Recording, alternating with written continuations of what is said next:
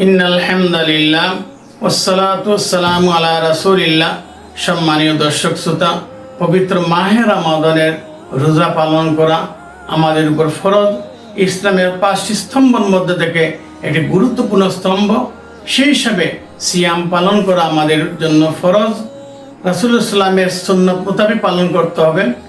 আল্লাহ রাব্বুল আলামিন ঘোষণা করেন সূরা বাকারার 185 নম্বর আয়াতে, ফামান শাহিদা মিনকুমুশ শাহরা ফালিয়াসুমহু, তোমাদের মধ্য থেকে যে কেউ এই মাসে উপনীত হবে, হাজির হবে, সেজন্য অবশ্যই রোজা পালন করে।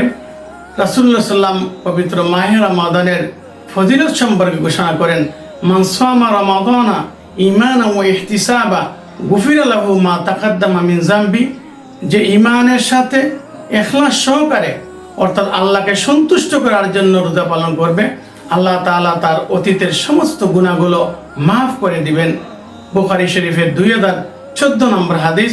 তাছাড়া রাসূলুল্লাহ সাল্লাম আরো বলেন, মা মিন আবদিন ইয়াসুমু ইয়াওমান ফি সাবিলিল্লাহ ইল্লা বা'দাল্লাহু বিযালিকা ওয়াজাহু আনিন নারি 70 খরিফান, যে কেউ পবিত্র মাহে রমাদানের একটি মাত্র রোজা পালন করবে, আল্লাহ তাআলা তার চেহারাকে জাহান্নামের আগুন থেকে 70 বছর দূরত্ব রাখবেন।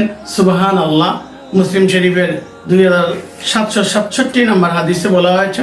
সম্মানীয় দর্শক শ্রোতা, আমাদের উচিত আমরা ঈমানের সাথে আল্লাহকে সন্তুষ্ট করার জন্য যথাযথ মর্যাদা সহকারে পবিত্র মাহে রমাদানের রোজা পালন করব।